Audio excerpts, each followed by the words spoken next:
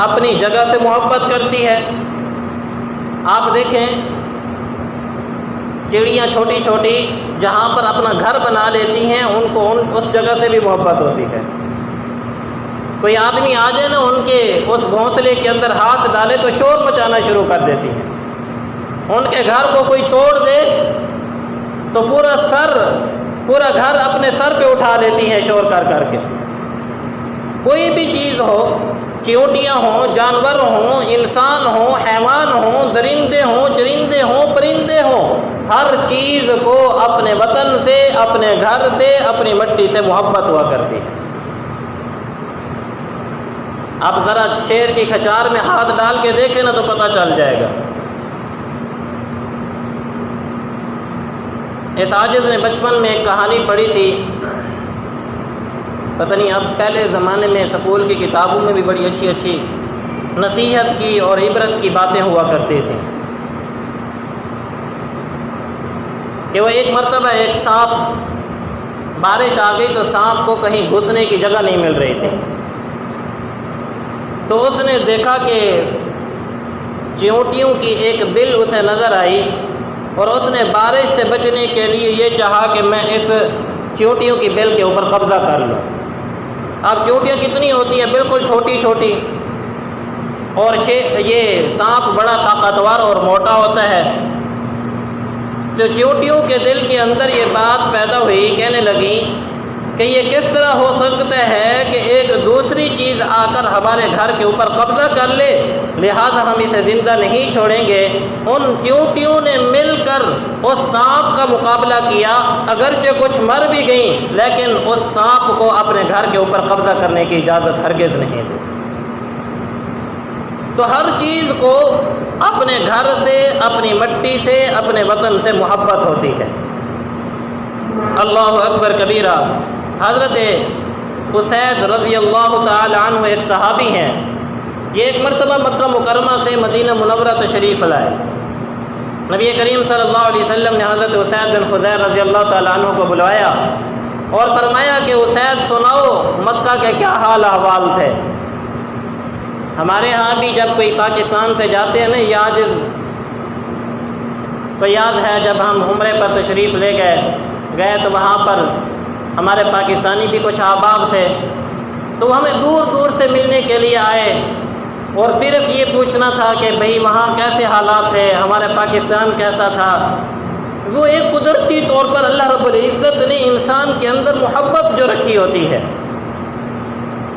تو حضرت اسید بن خضیر رضی اللہ تعالیٰ عنہ بھی مکہ سے جب تشریف لائے تو نبی علیہ الصلوۃ والسلام نے پوچھا اسید وہاں مکہ کے حالات سناؤ کہ کیا حالات تھے۔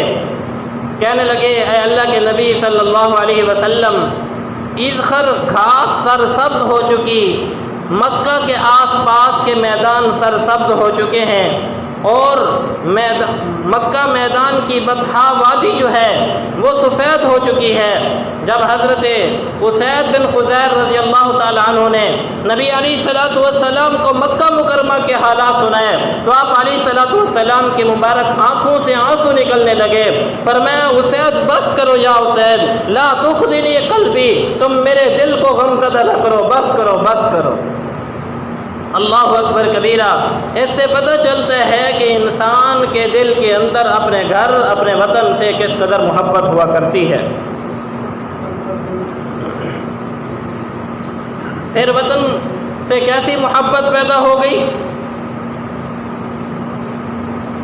مدینہ منورہ سے صحیح بخاری شریف میں روایت ہے کہ نبی کریم صلی اللہ علیہ وسلم نے جب مکہ مکرمہ سے مدینہ منورہ ہجرت فرما لی اور دعا مانگی کہ اے اللہ مدینہ کی محبت میرے دل کے اندر پیدا فرما دیجیے اور اس سے زیادہ پیدا فرما دیجیے،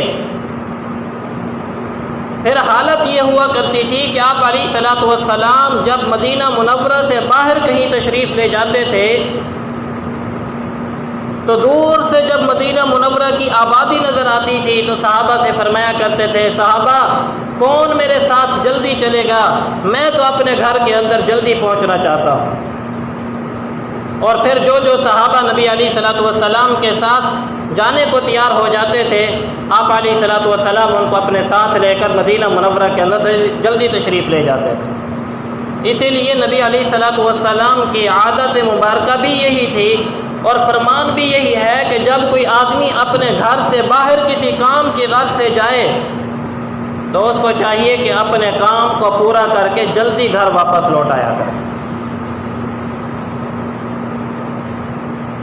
بلکہ ایک حدیث مبارکہ کے اندر آتا ہے کہ نبی علیہ الصلوۃ والسلام کو جب دور سے احد پہاڑ نظر آتا تھا تو آپ علیہ الصلوۃ والسلام فرمایا کرتے تھے احد جبل یحبنا ونحبہ، یہ احد پہاڑ وہ ہے کہ ہم اس سے محبت کرتے ہیں، یہ ہم سے محبت کرتا ہے۔ تو اس سے پتہ چلتا ہے کہ انبیاء علیہ الصلوۃ والسلام کے دلوں کے اندر بھی اللہ رب العزت نے اپنے وطن کے ساتھ محبت رکھی تھی۔ تو عام انسان کے لیے یہ بات زیادہ ضروری ہے کہ وہ اپنے وطن سے، اپنی جگہ سے محبت رکھے۔